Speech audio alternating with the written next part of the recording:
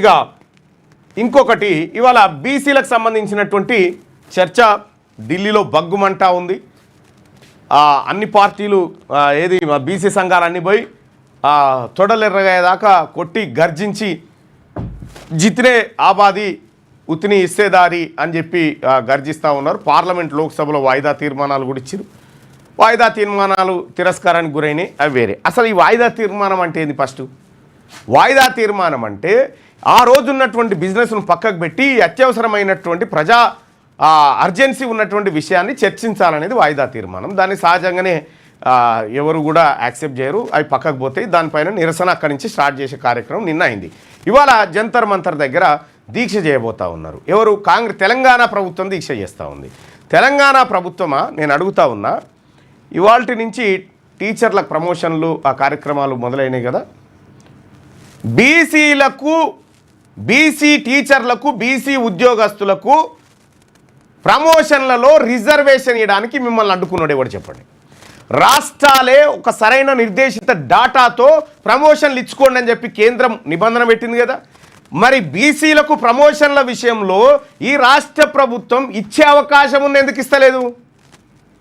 ఇచ్చేదేమో ఇక్కడ వారేసిపోతావు, రాని దానికోసమే మమ్మల్ని రారి ఢిల్లీకి అని చెప్తావు.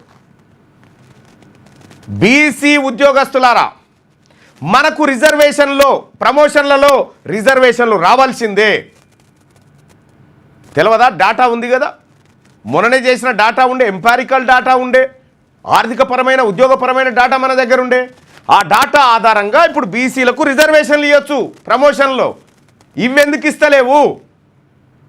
దీన్ని అడ్డుకున్నది ఎవరు? నీకు ఇచ్చే చిత్తశుద్ధి లేక రాని దానికోసం మా ప్రజల్ని మభ్యపెట్టడానికి కాంగ్రెస్ పార్టీ ఢిల్లీ పురవీధుల్లో డ్రామాలు చేస్తూ ఉంది. ఇవ్వాల్సిన ఎన్ని ఇవ్వచ్చు నువ్వు ఇవ్వదలుచుకుంటే. ఇవి ఇవ్వకుండా మీరు ఎన్ని డ్రామాలు చేసినా తెలంగాణలో బీసీ సమాజం అంతా పరిశీలిస్తూనే ఉంది మీ డ్రామాలను. మేము డిమాండ్ చేస్తున్నాం బీసీ జేఏసీగా, మా బీసీ ఉద్యోగస్తులకు ప్రమోషన్లలో రిజర్వేషన్లు ఇవ్వాల్సిందే. మా 42% వాటా తేల్చి ఉద్యోగాల వాటా తేల్చాల్సిందే. దీనికోసం మేము అలుపెరగని పోరాటం చేస్తాం.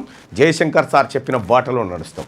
రైట్గా మార్నింగ్ న్యూస్లో ముందుగా అయితే సుదర్శన్ ఎటు పోయిండని చాలామంది అంటారు. సుదర్శన్ అన్నకు సంబంధించి వాళ్ళ బంధువులకు, వాళ్ళ రక్త సంబంధికులకు బాగాలేదు, ఆరోగ్యం బాగాలేకపోతే హాస్పిటల్ పోయిండు. సో ఆ మాట ఒకసారి. ఇక లేటెస్ట్ న్యూస్ తెలుగు మరియు ఇంగ్లీష్ అప్డేట్స్ కోసం ఇప్పుడే క్యూన్యూస్ అఫీషియల్ యాప్ని ప్లే స్టోర్ నుండి డౌన్లోడ్ చేసుకోండి. సరికొత్త సమాచారాల కోసం క్యూన్యూస్ వెబ్సైట్ని ఫాలో అవ్వండి. ఛానల్లో ప్రాంతీయ, జాతీయ, అంతర్జాతీయ వార్తలు వీక్షించండి. లైక్ చేయండి.